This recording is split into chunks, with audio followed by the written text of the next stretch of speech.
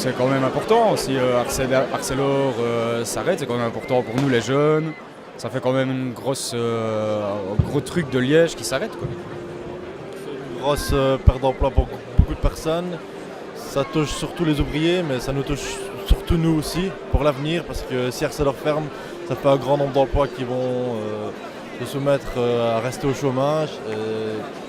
Voilà, beaucoup de jeunes vont avoir difficile à trouver du travail, surtout ceux qui sortent du professionnel et ceux qui sortent des générales aussi, parce que maintenant c'est difficile de trouver du travail. Alors si en plus tout ce qui est manœuvre et manuel ferme, ça va vraiment être difficile, surtout dans la région de Liège, donc voilà.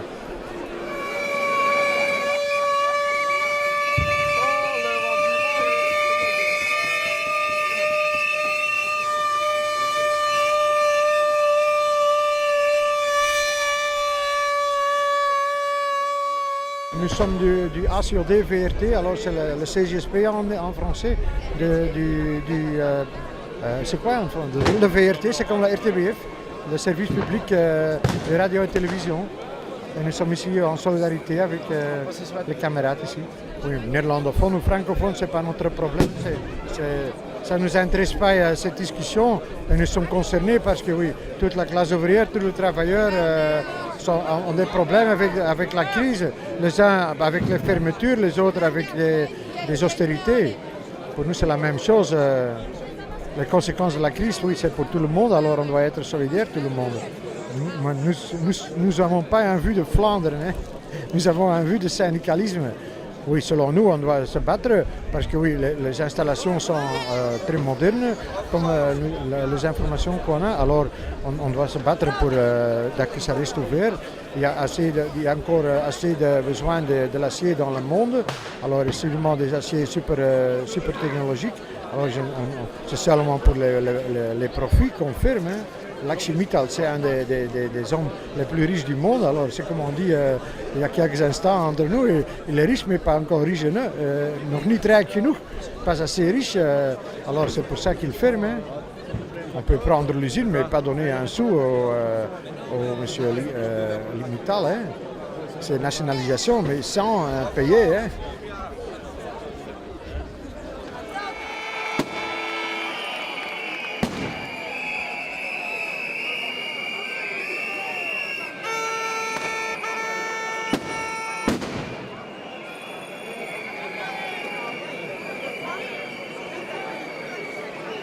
En fait, nous trouvons ici une manifestation en front commun en soutien aux travailleurs de la sidérurgie liégeoise, juste devant la statue de John Cockerill, un bon symbole pour cette sidérurgie qui, à l'époque, a appartenu au pouvoir public et qui, suite à cette privatisation, a été revendue à ArcelorMittal, qui a, sans honte, fermé cette usine alors qu'elle faisait plein de bénéfices. Je crois que c'est important pour un parti de gauche de venir soutenir les travailleurs dans leur lutte. Je crois que c'est autre chose d'aller le dire à la TV, blablabla, blablabla, mais je pense que c'est ici, sur le terrain, que le rapport de force se construit. Mittal ne va pas nous rendre cette usine gratuitement, il faudra lutter pour. Je pense que ce qui se passe ici est assez scandaleux. Il faudrait me rappeler que Mittal a fait un bénéfice de 1,3 milliard d'euros en Belgique l'année passée et a payé sur ce 1,3 milliard d'euros 0 € d'impôts.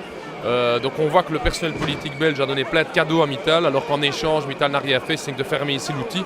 Pour nous, évidemment, comme parti de gauche, c'est inacceptable. C'est la raison pour laquelle nous soutenons les travailleurs dans leur lutte aujourd'hui.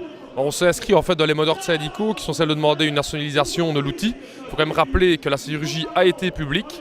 C'est la privatisation de la sidérurgie en 98 qui a causé sa perte. Donc pourquoi ne pas faire le pas inverse aujourd'hui? Quand on voit la vitesse avec laquelle les parlements et les gouvernements ont décidé de nationaliser les banques comme Dexia, pourquoi pas le faire pour la sidérurgie? Je crois que l'emploi est assez important dans notre région et c'est cette volonté politique qu'il faut établir. Je n'ai pas très confiance dans les partis traditionnels, mais je suis convaincu qu'avec la force du mouvement ouvrier, on y arrive.